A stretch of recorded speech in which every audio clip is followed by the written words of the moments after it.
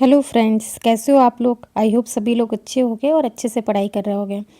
आज मैं आप लोग के लिए एक टॉपिक लेके आई हूँ अपना चाइल्ड एंड डेवलपमेंट का। ठीक है, सीडीपी का एक टॉपिक है that is a more important and कह सकते हैं मोस्ट इम्पॉर्टेंट है अपने UP TET, C TET, H TET, KVS सभी के लिए बहुत इंपॉर्टेंट है। और आपको पता ही है कि अभी अपना यूपी टेट की वैकेंसी निकल आई है, तो ये टॉपिक मैं आपके लिए लेके आई हूँ। एक बार अगर आप इसको पढ़ लेंगे तो इसके बाद आप आराम से क्वेश्चन कर सकते हैं और दोबारा पढ़ने की ज़रूरत नहीं पड़ेगी। ठीक है, और ये बहुत लैंग्वेज में मैं लेके आई हूँ आप लोग के लिए, ताकि इंग्लिश वालों को भी कोई प्रॉब्लम ना हो और हिंदी वालों को भी कोई भी प्रॉब्लम ना हो। ठीक है, तो आज का अपना सेशन स्टार्ट करते हैं। मैं हूँ प्रीतिका, आपके अपने यूट्यूब चैनल लेट्स बिगिन से। ठीक है, तो स्टार्ट करते हैं अपना। और भी बहुत सारी सीरीज़ हैं अपनी, ठीक है, जो आप देख सकते हैं। मैंने स्टार्ट कर दी है, आप उनको भी देख सकते हैं। ठीक है, that all are the free of cost, सारे बच्चे पढ़ सकते हैं, उसमें कोई भी पे नहीं करना है आपको। ठीक है, बहुत आराम से पढ़ेंगे, बहुत इजी लैंग्वेज में पढ़ेंगे, डिस्क्रिप्टिव में पढ़ेंगे, ताकि सारी इन्फॉर्मेशन आपको मिले और एक बार माइंड में बैठ जाए तो दोबारा उसको पढ़ने की ज़रूरत ना पड़े। ठीक है, तो बहुत आराम से और बहुत लैंग्वेज को लेके हम आगे बढ़ते हैं। ठीक है, तो स्टार्ट करते हैं। Factor affecting growth and development, यानी वृद्धि और विकास को प्रभावित करने वाले कारक। ठीक है, हमें ये पढ़ना है कि वृद्धि और विकास को कौन से ऐसे कारक हैं जो प्रभावित करते हैं।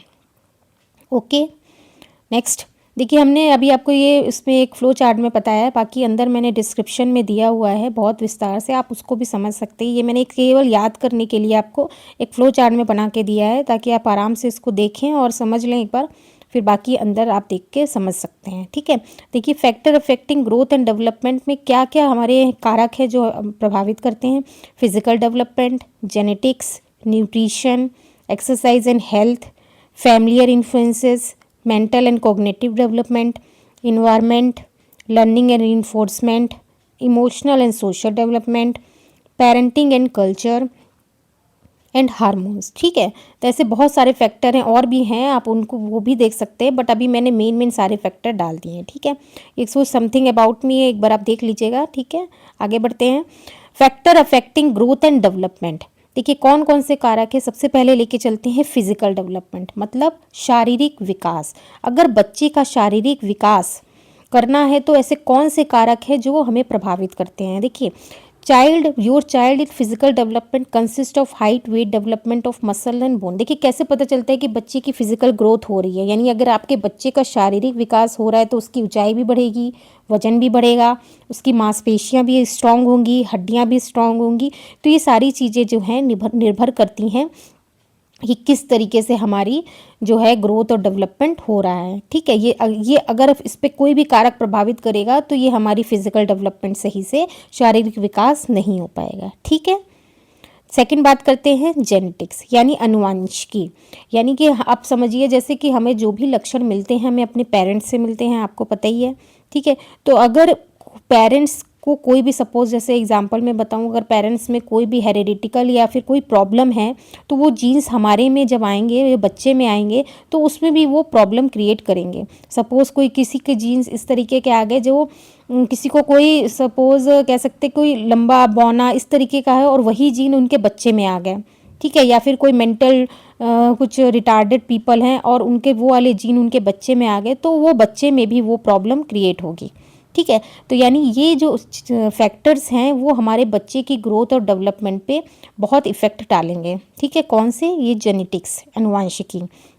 अब अंदर पढ़ लेते हैं कि क्या दिया है। Your child inherits your physical and characteristics through genes. हमें सारे जो अपने बच्चे जो होते हैं उनको अपने सारे कैरेक्टर्स जो होते हैं, फिजिकल कैरेक्टर, वो अपने जीन से, माता पिता से प्राप्त होते हैं। If your child is carrying a dominant gene related to height, he and she might achieve the same height as you. अगर बच्चे ने आपसे जो जीन लिया है वही जीन उसमें कैरी फॉरवर्ड हुआ है तो उसकी भी हाइट और वेट आपकी तरह ही होगा।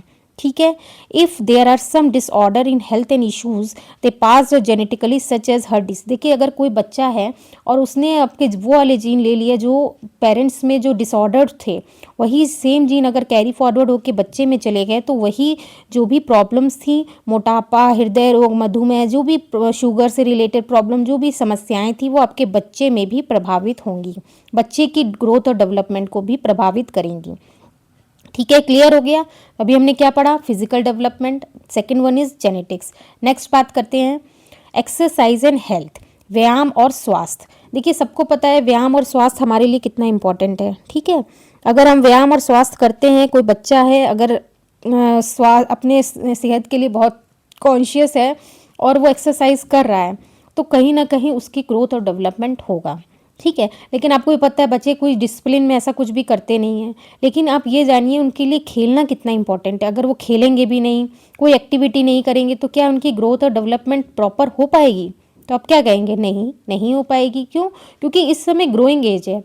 इस समय बच्चों को सारी चीज़ें एक तरीके से करनी चाहिए। या तो वो खुद जाके खेले या फिर कोई ऐसे एक्टिविटी करे जिसमें प्ले इन्वॉल्व हो, जिसमें एक्सरसाइज इन्वॉल्व हो, तो वो चीज़ें उनके ग्रोथ और डेवलपमेंट के लिए बहुत ही अच्छी साबित होंगी। ठीक है, क्लियर हो गया। अब मैं पढ़ देती हूँ जो लिखा है। मैंने अभी आपको शॉर्ट में ब्रीफ में समझा दिया इसका क्या मतलब है। नाउ द इंग्लिश में पढ़ देती हूँ। द वर्ड एक्सरसाइज है doesn't mean that physical exercise as discipline और children deliberately engaging in physical activities knowing would help them grow. यानी कि कह रहे हैं कि व्यायाम शब्द का अर्थ है शारीरिक व्यायाम के रूप से नहीं है कि आप अनुशासन रूप से एक व्यायाम को करते रहिए, ठीक है। Exercise here refers to the normal play time and sports activity which helps the body gain and increase in muscular strength and put on bones mass. Proper exercise help children grow well and reach milestone on time or sooner. कह रहे देखिए अब इन्होंने क्या बोला है कि व्यायाम का तात्पर्य समान खेलकूद और खेल की गतिविधियों से है, ठीक है। ऐसा नहीं है कि आप व्यायाम ही करें, नहीं, वो ये नहीं कह रहे हैं। वो कह रहा है कुछ ऐसा गेम करें या ऐसी कुछ एक्टिविटीज़ या गतिविधि करें जिससे हमारी शरीर की मांसपेशियों को ताकत मिले और हड्डियों को बढ़ने में एक हेल्प मिले, ठीक है। सही व्यायाम बच्चों को अच्छे बनने में मदद करते हैं। लेकिन अगर बच्चा सही व्यायाम कर रहा है तो उसकी ग्रोथ पे बहुत इफ़ेक्ट डालता है। उन्हें समय पर या इससे पहले ही विकास जो है वो पहुंचने, मतलब विकास के जो एक माइलस्टोन है वहाँ तक पहुंचने में हेल्प मिलती है। Exercise also keeps them healthy and fights off disease by strengthening the immune system, especially if they play outside. This is because outdoor play expose them to microbes that help them build their जो body, ठीक है। देखिए क्या कह रहे हैं, व्यायाम जो है उनके स्वास्थ्य को भी बनाए रखता है, ठीक है। एक व्यायाम जो एक्सरसाइज है वो बच्चे के स्वास्थ्य को भी बनाए रखता है, रोगों से मुक्त करता है, लड़ने की हमें इम्यून सिस्टम बढ़ाता है, ठीक है।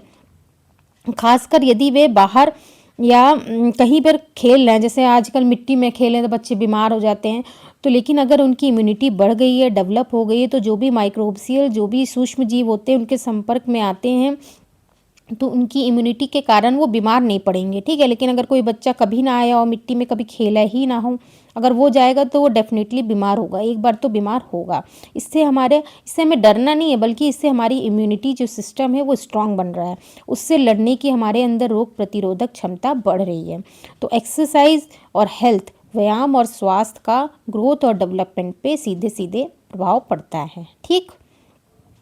Now the mental and cognitive development, अगर हम बात करते हैं मानसिक और संज्ञात्मक विकास की, अगर हम इसकी बात करें तो मानसिक एंड संज्ञात्मक विकास की, तो mental and cognitive development of your child, mental and cognitive development of your child consist the development of brain and neurological process, intellectual abilities and learning abilities, ठीक है। कह रहे हैं कि यदि आपके बच्चे का मानसिक और संज्ञात्मक विकास मस्तिष्क तंत्रिका प्रक्रियाओं, बौद्धिक क्षमताओं, अध्ययन क्षमताओं आदि से भी विकास से संबंधित है।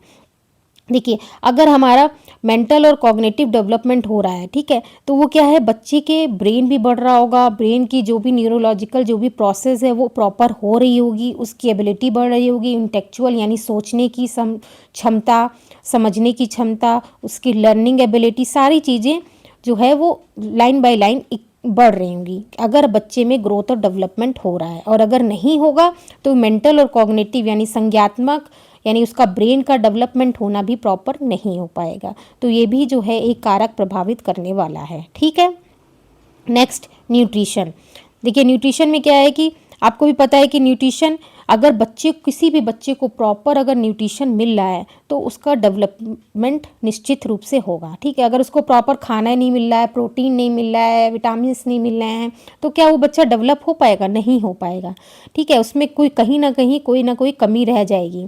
जैसे ब्लड आयरन नहीं मिल रहा है तो ब्लड की कमी हो जाएगी, विटामिन ए नहीं मिल रहा है तो उसको एनीमिया हो जाएगा, ठीक है, नाइट ब्लाइंडनेस हो जाएगी।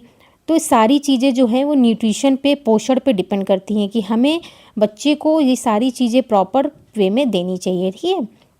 If your child doesn't get the right nutrition, it will adversely affect their mental development. अगर बच्चे को हम प्रॉपर से ये सारी चीज़ें नहीं देंगे तो उसका मेंटल डेवलपमेंट, शारीरिक सारी चीज़ें रुक जाएंगी, ठीक है। For example, deficiency of iodine, iron, vitamin 12 and folic acid cause the mental retarded. इनसे बच्चों के माइंड पे इतना इफेक्ट पड़ेगा कि उनका माइंड पूरी तरह से डेवलप नहीं हो पाएगा।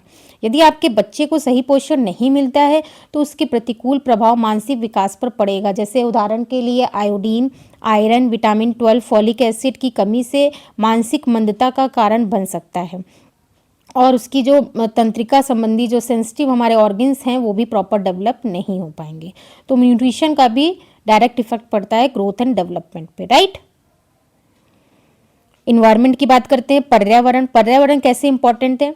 देखिए, पर्यावरण इसलिए इम्पॉर्टेंट है क्योंकि पर्यावरण से ही हमें बहुत सारी चीज़ें मिलती हैं जो कि हमारे डेवलपमेंट के लिए इम्पॉर्टेंट है। जैसे कि lead, manganese, arsenic poisoning has been knowns to cause the cognitive dysfunctions of children specially at the age of 6 to 12 years. Mercury poisoning can lead to impaired language skills, attention and memory. देखिए, जो environment में बहुत सारी चीज़ें हैं जो benefited हैं और बहुत सारी ऐसी भी चीज़ें हैं जो हमारे लिए बेनिफिट नहीं है यानी हार्मफुल हैं। जैसे कि लेड हो गई, मैग्नीज हो गई, आर्सेनिक हो गया। इससे क्या है, हमारे कॉग्निटिव डेवलपमेंट पे डायरेक्ट इस इफेक्ट करती हैं। जैसे कि अगर हम कोई गंदा पानी पी लें या कोई ऐसी चीज़ें खा लें बॉडी में, ठीक है, तो उससे क्या है, हमारे बॉडी में विकास हमारा रुक जाता है। जैसे मर्करी आपको भी पता है कितना पॉइजनस है, अगर वो कोई खा लेता है तो उससे क्या होगा, उससे डेथ भी हो सकती है या फिर उसका डेवलपमेंट भी पूरी तरह से रुक जाएगा, उसकी याददाश्त जा सकती है, ठीक है। तो छोटे बच्चों में ये चीज़ें देखने को मिलती हैं जो कि एनवायरमेंटल से डायरेक्टली कह सकते हैं कनेक्टेड हैं, जो उनके ग्रोथ पे इफेक्ट डालती हैं, ठीक।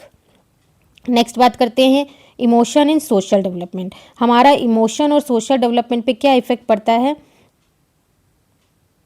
देखिए, emotion in social development, child is emotional development consist understand. देखिए, जब तक चाइल्ड बच्चों में एक्सप्रेस नहीं कर पा रहे, उनमें अगर कोई भावना है ही नहीं, तो फिर क्या उनका डेवलपमेंट हो पा रहा है? नहीं हो पा रहा है। तो ये सारी चीज़ें भी टाइम टू टाइम उनमें डेवलप होनी बहुत इंपॉर्टेंट है, ठीक है। जैसे कि कोई बच्चा है, उसमें उसमें उसको पता ही नहीं है कि सामने वाले को कैसा लग रहा है। वो बड़ा हो गया, 6-8 ईयर का हो गया, लेकिन वो गंदी लैंग्वेज यूज़ कर रहा है, मार रहा है सामने वाले को, ठीक है। उसको इतने ज़रा सा भी इमोशन ही नहीं है कि उसके भाई को लग रहा होगा, चोट लग रही है या फिर कोई चिल्ला रहा है। तो इस तरीके की भावनाएं उसके अंदर नहीं है। तो इसका मतलब कि आप उसको एक हेल्दी काउंट करेंगे? नहीं। इसका मतलब कहीं ना कहीं उसके माइंड में या कोई चीज़ डेवलपमेंट प्रॉपर हो नहीं पाई है, जो कि जिसके कारण वो समझ नहीं रहा है ये सारी चीज़ें।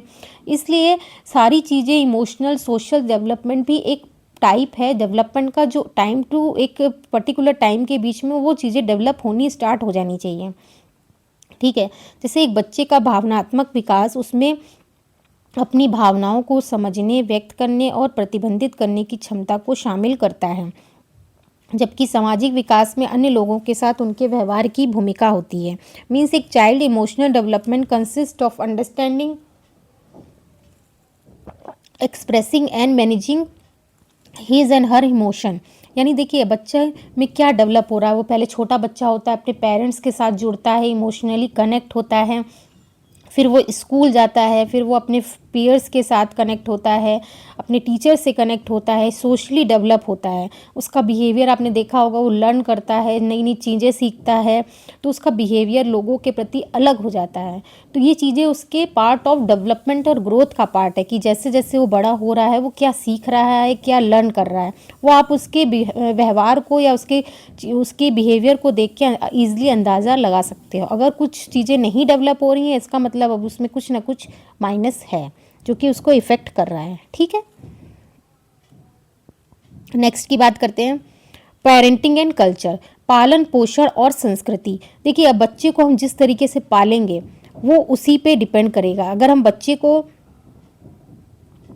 को बहुत प्यार से अच्छे से सारी चीज़ों को समझ के प्रॉपर बच्चों को अगर हम अच्छा मतलब एक तरीके से कल्चर दे रहे हैं, अच्छी चीज़ें सिखा रहे हैं, ठीक है, हेल्पफुल हैं, बच्चा सारी चीज़ें सीख रहा है कि कैसे हमें कैसे किसी के साथ बिहेव करना है और पेरेंट्स उसके साथ कैसा बिहेव कर रहे हैं, तो ये भी उसके डेवलपमेंट पे बहुत इफ़ेक्ट करता है।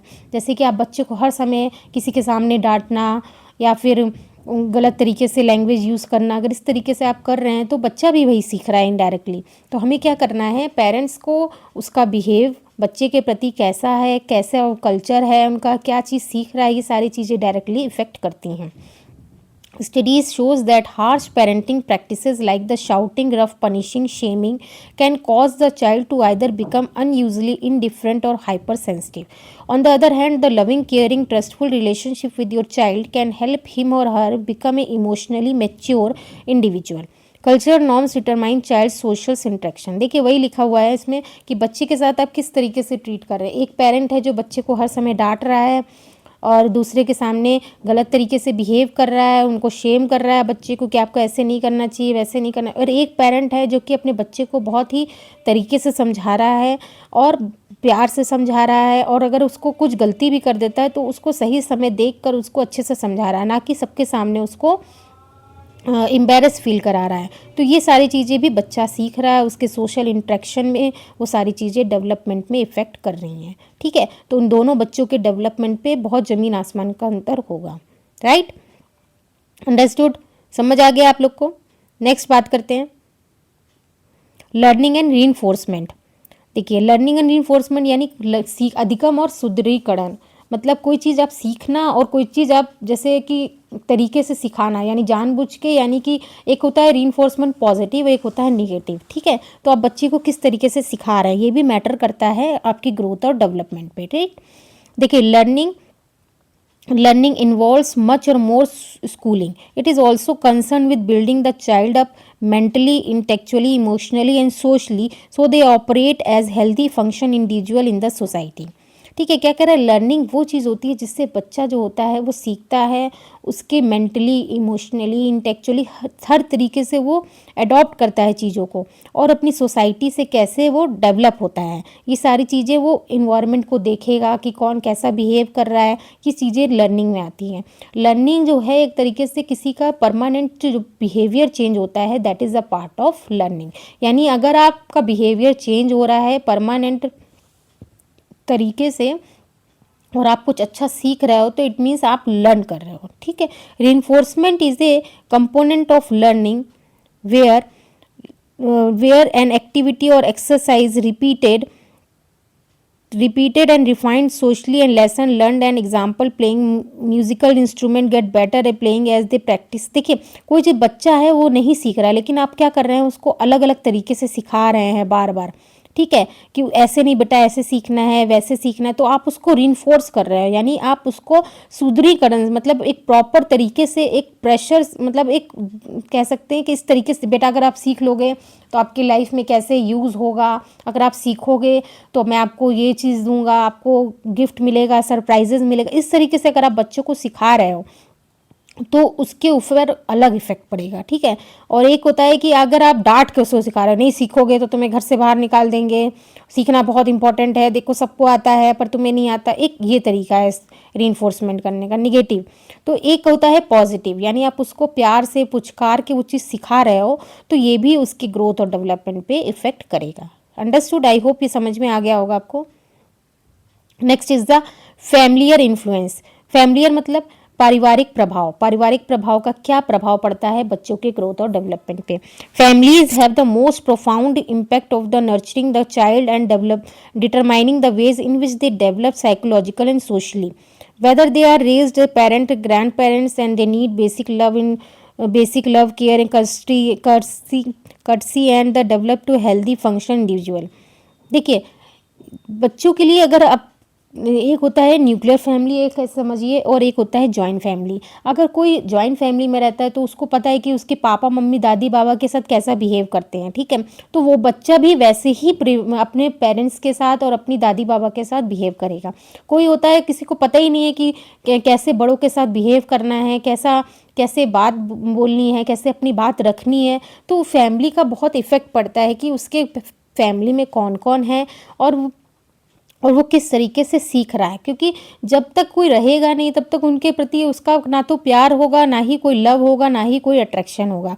लेकिन अगर आपने देखा होगा कोई जैसे दादी बाबा या कोई भी साथ में रहता है तो आपका एक अलग अट्रैक्शन रहता है। कोई आदमी दूर रहता है तो उसका आपका अलग अट्रैक्शन रहता है। तो वैसे ही बच्चों का भी है। बच्चों के साथ अगर आप जितना घुले मिलेंगे, जितना सिखाएंगे तो बच्चे दूसरे तरीके से सीखेंगे। अब कोई है ही नहीं उसको सिखाने के लिए, या फैमिली कोई प्रभाव ही नहीं डाल रही है कि सीखे चाहे ना सीखे, जैसे मन करे वैसे करे, तो फिर बच्चे उस हिसाब से डेवलप होते हैं।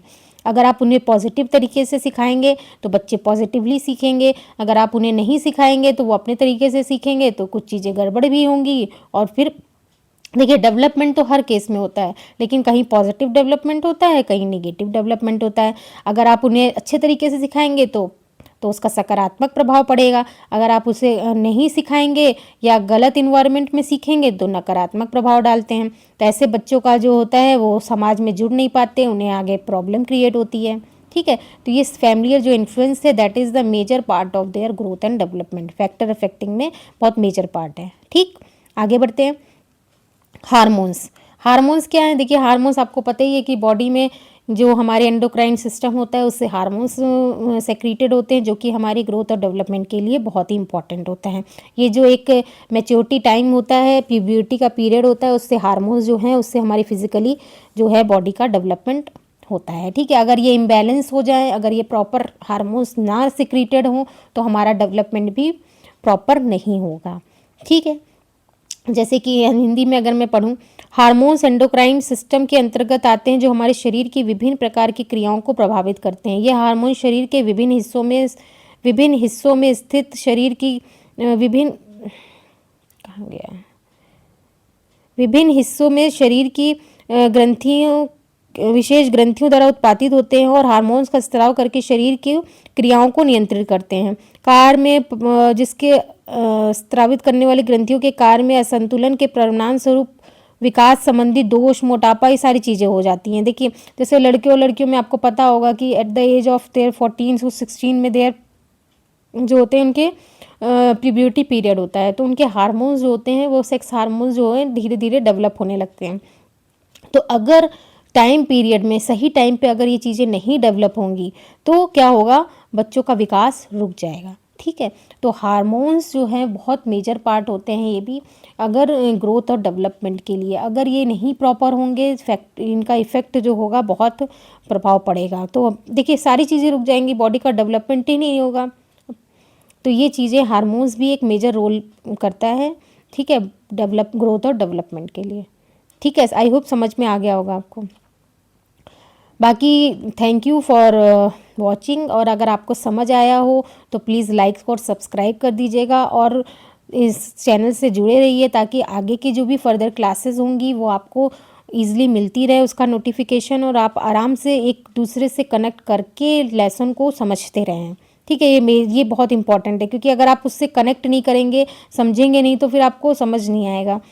तो इसलिए सारी सीरीज़ धीरे धीरे आ रही, तो आप सारी सीरीज़ को देखते रहिए। एक बार देख लेंगे उसके बाद उसके रिलेटेड मैं क्वेश्चंस भी कराऊंगी और आप भी क्वेश्चन करने की कोशिश करिए, तो सो दैट आपको बहुत आसानी से आपको समझ में आ जाएगा कि क्वेश्चंस सॉल्व हो रहे हैं कि नहीं हो रहे हैं, ठीक है।